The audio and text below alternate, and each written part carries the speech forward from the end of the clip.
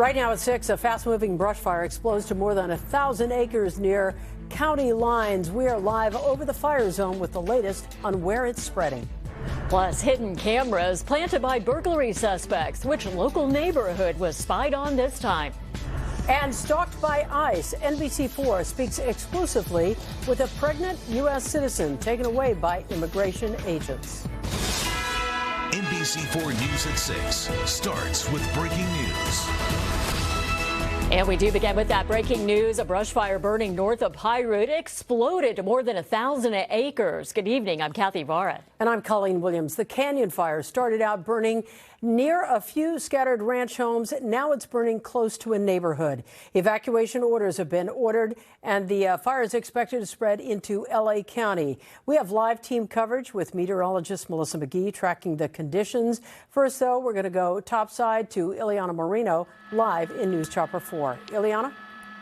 And this fire is getting increasingly concerning, Colleen, because I'm still seeing a lot of black smoke, and that black smoke is now in areas that we know there are a lot of homes.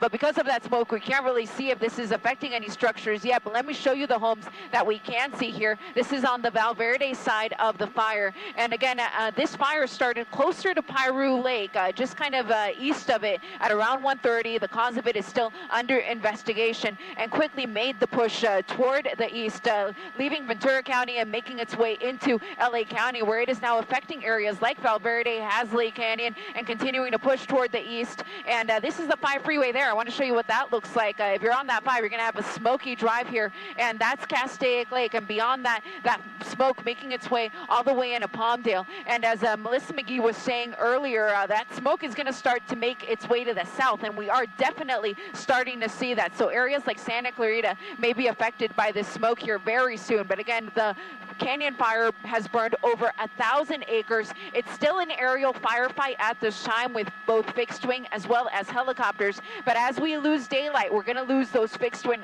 aircraft, which have been pivotal to the firefight. Again, at this point, unknown if any structures have been damaged, but there's lots of evacuations for the residents of Hasley Canyon, Valverde, as well as all of the area surrounding Piru Lake. Reporting live from Piru in News Chopper 4, I'm Ileana Marino. Back to you in the studio.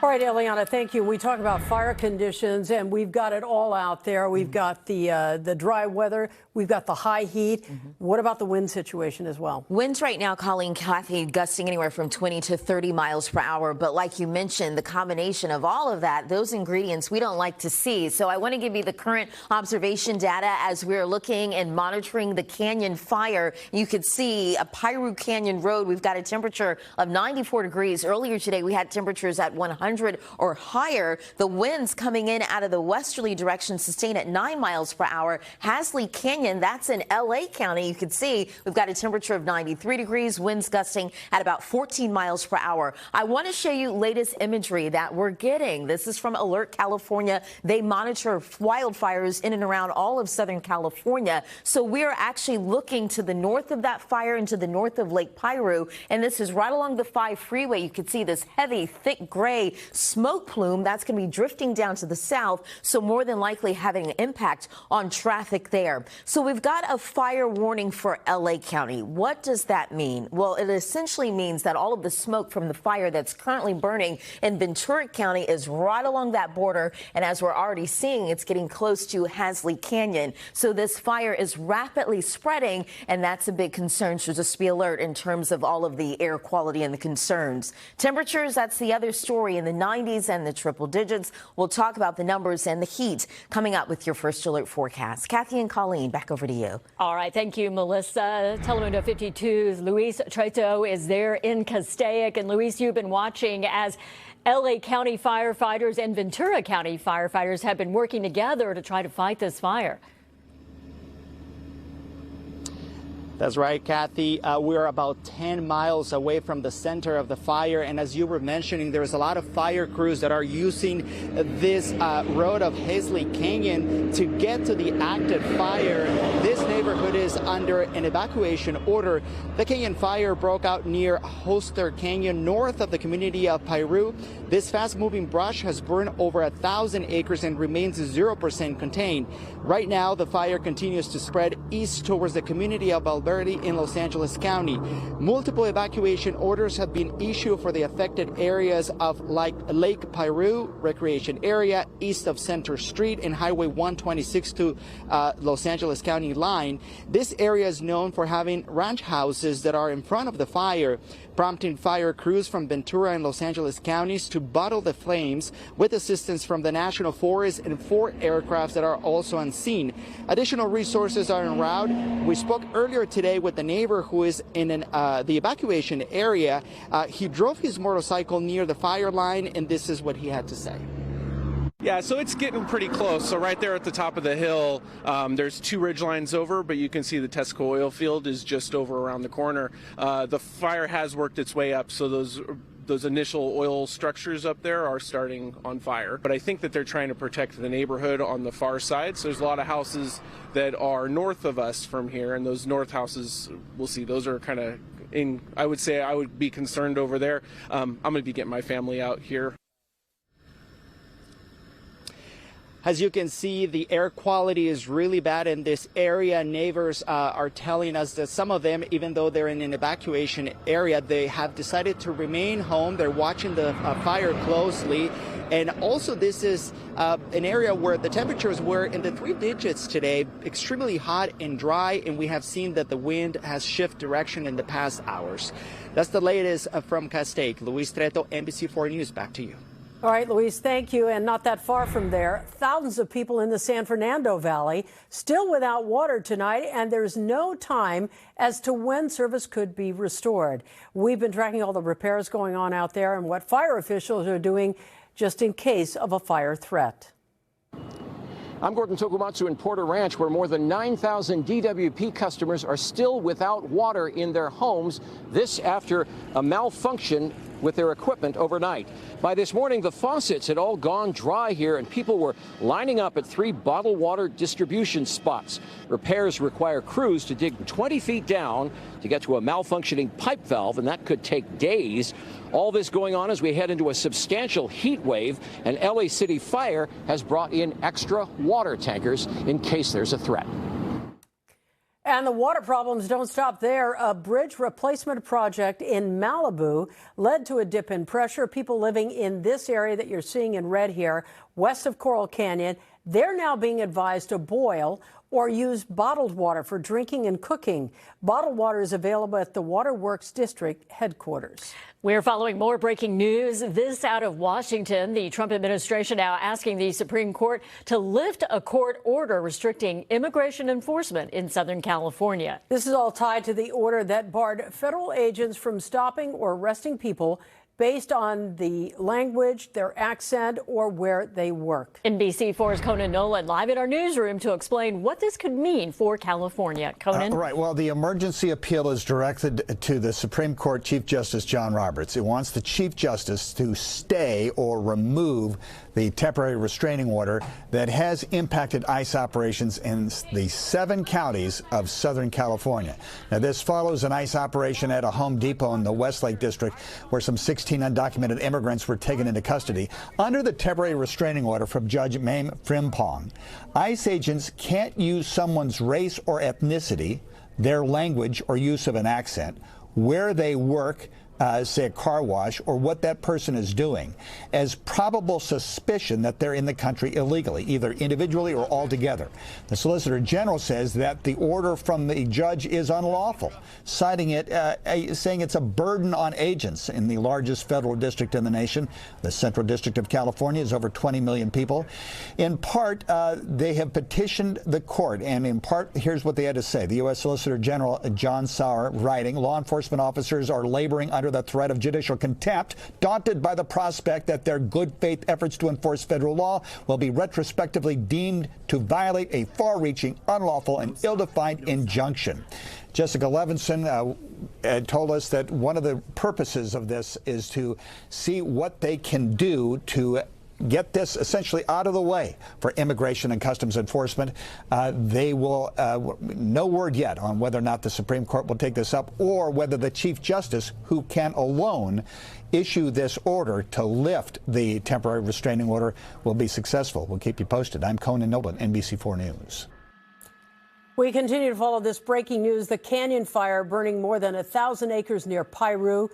Ileana Moreno overhead right now in News Chopper 4. Ileana?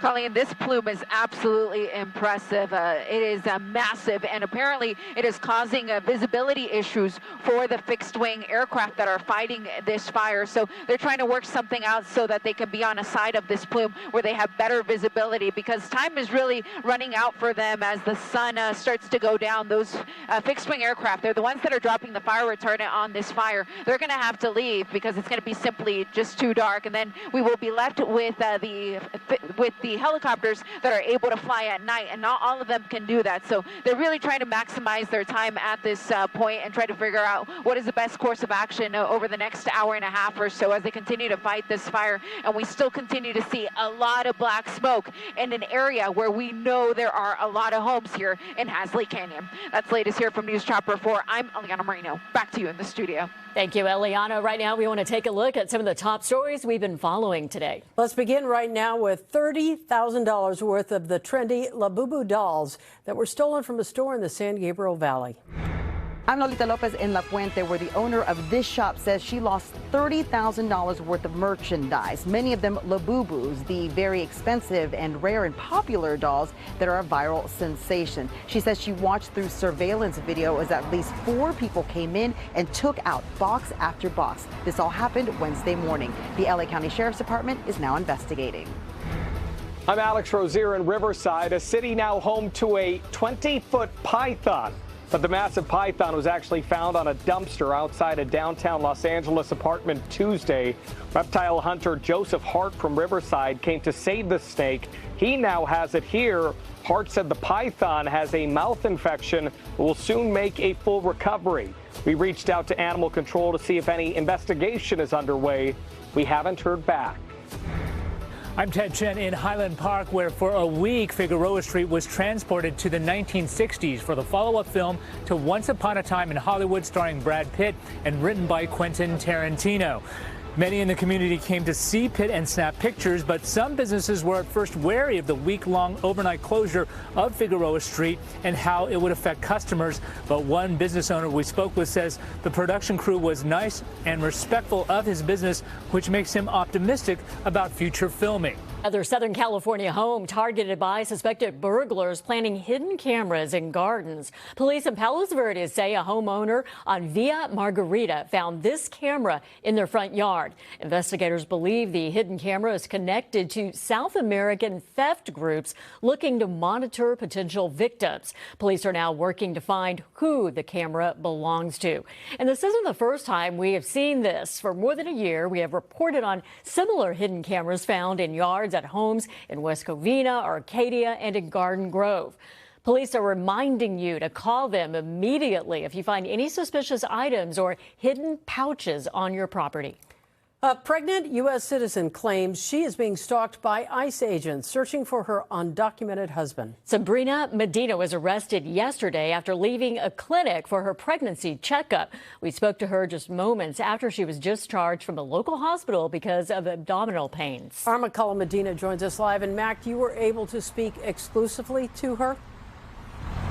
Right, we did that just a few hours ago. She says she's worried that her unborn baby could be injured, describing what she called was a rough arrest when it happened Wednesday afternoon. Her and her mother were both arrested. Her mother's undocumented. She's now here at the Federal Detention Center in downtown. She says she believes her and her entire family are being harassed and coerced by ICE agents who are continuing to look for her undocumented husband. They're trying to use me as bait for my husband. I told them I don't talk to him. I have no communication with him. They told me we can make this go all the way. We can make this go all the way, you know? Sabrina Medina says she took that as a threat. She says she's already encountered federal agents now 4 times, but this was the first time they arrested her. What's your name? Sabrina Medina. Video on social media shows when it happened off Alvarado and 8th outside her health clinic Wednesday afternoon around 3. They could have killed my baby. She says agents roughed her up and pushed her belly against the car. She threw up, she says, and complained of abdominal pain. She was taken to a local hospital. She says agents were arresting her for an outstanding warrant from 12 years ago, a shoplifting charge. She thought the case had been closed. And I guess I have a warrant now. You didn't know about it? I didn't know about it. She says agents left the hospital and have not followed up with her, but the first time she encountered agents was June 12th, more than a month ago. She showed a surveillance video of when they came armed, looking for her husband inside her home. He's undocumented. His name is Jorge Saldana. DH Secretary Kristi Noem was outside observing at the time. Medina says her husband was convicted of assault with a deadly weapon a decade ago. She says he served his time and has not been in trouble since. And he's not been home since the raid started in June. She says the agents, though, keep coming. They're stalking me. They're violating my human rights. We reached out to DHS and ICE for comment about Medina's allegations and have not heard back. During the arrest Wednesday, her mom, 50-year-old Elizabeth Medina, was also arrested. She is undocumented, and now Sabrina claims agents are trying to coerce her too. They're telling my mom that if she don't turn my husband in, that what's it called it, they're gonna give her federal time. We also reached out to DHS as well as ICE about those claims as well. Again, they have not responded. Sabrina does say she actually reached out to agents and said, hey, how can I help? How can I cooperate? And she says that they didn't care. We're live downtown. I'm Akama Medina, NBC 4 News. All right, back. Thank you. Right now, we're looking live from News Chopper 4. This is over the Canyon fire, that fire that has grown to more than 1,000 acres. But, Colleen, we really haven't received an update on acreage, so it could be more by now. Absolutely. It's been at least an hour or so since we were updated on that number. Our meteorologist, Melissa McGee, is here with more on the first alert forecast. It's interesting how that plume of smoke is just sitting over that fire right now. Yeah, that's right. And now some of that smoke, Colleen and Kathy, it's going to drift down to the south and east, impacting LA County. So areas like Santa Clarita, Castaic, those areas, places of concern as we track and monitor the conditions with the Canyon fire. In fact, I've got an update for you. I want to show you what's going on as we're looking live right now from our Mount Wilson camera. We've got that hazy sunshine. It is hot today. It's dry at the surface, so that's certainly having an impact as we track this fire in Ventura County. The latest observation close to Piru Canyon, you can see with the Canyon fire, we've got those winds out of the south and west sustained at 10 miles per hour. Relative humidity, it's dry and at 24%. And looking at the temperature, you can see it's hot as well and at 92 degrees. And earlier today, we had temperatures well above 100 degrees across areas in Ventura and Ventura County mountains. That fire is certainly having an impact on our air and the air quality in combination with the stagnant air mass. So the air, you can see, for Santa Clarita is unhealthy for everybody. We move down to the south. You can see parts of the San Fernando Valley. The orange, that's an indication of the air being unhealthy for sensitive groups. Here's our other trouble spot. Ontario, Riverside, San Bernardino. You can see that the air is unhealthy for everybody. So a reminder to limit your exposure outdoor when we're dealing with these type of conditions, because if you inhale a lot of that, it certainly can be harmful to your body. Other story today, it was hot and hotter than it was yesterday. 100 in San Bernardino, 96 in Ontario, upper 90s in Van Nuys, a little cooler in LAX, and at 72 degrees. So the heat alerts are going to stay up. We've got a heat advisory in orange. That's for the Inland Empire as well as Inland Orange County, and the extreme heat warning in pink for 29 Palms for the Coachella Valley. This will stay up until 8 p.m. on Friday. The weather pattern really hasn't changed much. We've got a stagnant air mass in place, and that's allowing for things to really heat up at the surface. And once we get into our Friday, we've got more of the same. Sunny and dry. It's hotter than average. 103 in Lancaster, 83 in Big Bear, 103 degrees tomorrow in Lake Elsinore. So we'll talk about the weather headlines and what we can expect on your Friday, still remaining in the 90s and the triple digits away from the coast. We've got air quality concerns over the next few days. And once we get into the weekend, temperatures are going to cool by a few degrees, but in some spots it may not even be noticeable because numbers are still going to remain well above average for this time of year. So the August heat remains as we head into our Friday. 88 degrees for the basin, 76 for the coast. As we head into our weekend, numbers for the basin, upper 80s, middle 70s for the coast. Inland, however, the heat continues. The valley's 97 tomorrow, 103 for the Inland Empire. We cool by a few degrees as we head into our Saturday and Sunday, but certainly not noticeable. Still at 100 for the IE. High desert, 100 tomorrow, 114 for the low desert. It's warm in the mountains. We'll be maxing out at 83 in the 80s over our weekend. That is your forecast. NBC4 News continues right after the break. And let's go back to breaking news. The Canyon fire burning more than 1,000 acres near Piru. Ileana Moreno, topside and News Chopper 4. Ileana? And this is affecting thousands of residents, as well as there are both mandatory evacuations and warnings here in the Lake Piru area, as well as Valverde, Oak Canyon, and Hasley Canyon. The fire has now scorched over 1,000 acres and counting. At this point, it's unknown if any structures have either been lost or damaged in any way, but the fire department continues to battle this from the ground and the air. Again, the canyon fire here in Piru has burned at least 1,000 acres. That's the latest from News Chopper 4. I'm Eliana Moreno. Back to you. And of course, we'll see you back here with the very latest on that fire burning to the north of us. NBC Nightly News with Tom Yamas begins right now.